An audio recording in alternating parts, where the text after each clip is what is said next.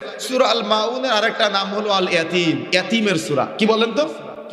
ইয়াতিমের সূরা। হয়তো মুহাদ্দিস সাহেবরা জানবে, আমাদের মাঝে মুসহাফে সূরা আল মাউন নামকরণ করা হয়েছে, জন্য সূরা মাউন নামটা আমরা জানি, কিন্তু সূরা আল মাউনের আরেকটা নাম হলো আল ইয়াতিম। এটা হলো ইয়াতিমের সূরা।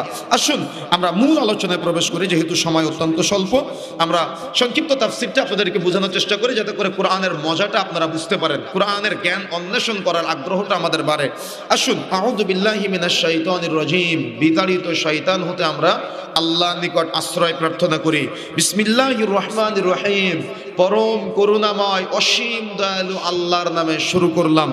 আরাইতাল্লাযী ইউকাযযিবু বিদ্দীন, এই আরাইতা শব্দটি এসেছে মূলত আরবি রাইতা শব্দ থেকে, আরবি রাইতা শব্দ থেকে, যার অর্থ হলো জিয়ারা, ভিজিট, দেখা। তার মানে রাইতা শব্দের অর্থ হলো দেখা, আর রাইতা শব্দের অর্থ হলো তুমি কি দেখেছো। আল্লাহ কাকে বলছেন বলেন তো? এটা রাসূলুল্লাহ সাল্লাল্লাহু আলাইহি ওয়াসাল্লামকে বলছেন। আর পক্ষান্তরে রাসূলুল্লাহ সাল্লাল্লাহু আলাইহি ওয়াসাল্লামের উম্মত যারা আছে, উম্মতে মুহাম্মাদি, তাদেরকে বলছেন আর রাইতা মুহাম্মদ, তুমি কি দেখেছো, বা মুহাম্মাদের উম্মত তোমরা কি দেখেছো, আল্লাযী, যে বা যারা বা যিনি, ইউকাযযিবু, মিথ্যা প্রতিপন্ন করে, হেয় প্রতিপন্ন করে, অস্বীকার করে, বিদ্দিন, কিয়ামত দিবসকে। তার মানে আল্লাহ রাব্বুল আলামিন জিজ্ঞাসা করছেন মুহাম্মদ সাল্লাল্লাহু আলাইহি সাল্লামকে অথবা মুহাম্মদ সাল্লাল্লাহু আলাইহি সাল্লামের উম্মতদেরকে, আরাইতাল্লাযী ইউকাযযিবু বিদ্দিন, মুহাম্মদ বা মুহাম্মাদের উম্মতেরা, তোমরা কি দেখেছো যে কিয়ামত দিবসকে অস্বীকার করে। এই দিন শব্দের 11টি অর্থ আসে। ইন্নাদ দীনা ইনদাল্লাহিল ইসলাম, এখানে দিন শব্দের অর্থ হলো ইসলাম। এরকম 11টি অনুবাদ এসেছে, তবে এখানে দিন শব্দের অর্থ হলো কিয়ামত দিবস।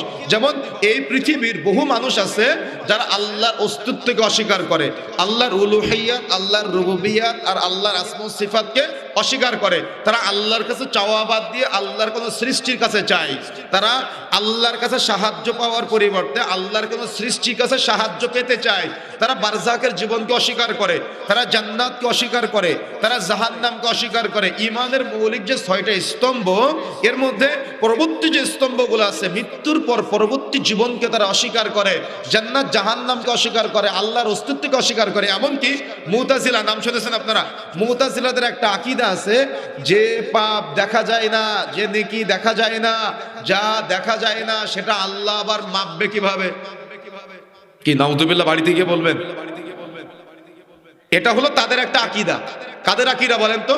তারাও কিন্তু নিজেদেরকে মুসলিম দাবি করে, কিন্তু তারা বলে যে পাপটা আমরা দেখতে পাই না, যে সওয়াবটা আমরা দেখতে পাই না, যে নেকিটা আমরা দেখতে পাই না, এটা আল্লাহ আবার দাড়ি পাল্লায় মাপবে কিভাবে, বা মিজানের পাল্লায় মাপবে কিভাবে? এই প্রশ্ন যদি আপনার ব্রেনে দেয় তাহলে আপনার খটকা লাগবে কিনা?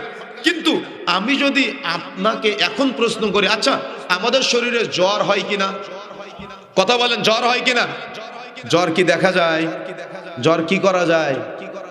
হ্যাঁ, তো জ্বরের মাপ বিশ্বাস করলেন কেন? আমাদের অনেকের শরীরে ডায়াবেটিস আছে না? ডায়াবেটিস কি দেখা যায়? এটা নরম না শক্ত? এটা কি ধরা যায়? এটা কি স্পর্শ করা যায়? এটা কি করা যায় বলেন তো? মাপা যায়। তো সাময়িক আপনার শরীরের সাথে দুনিয়ার জাগতিক বিষয় আপনি দেখতে পেলেন না, ধরতে পারলেন না, ছুঁইতে পারলেন না, এই পরিমাপ বিশ্বাস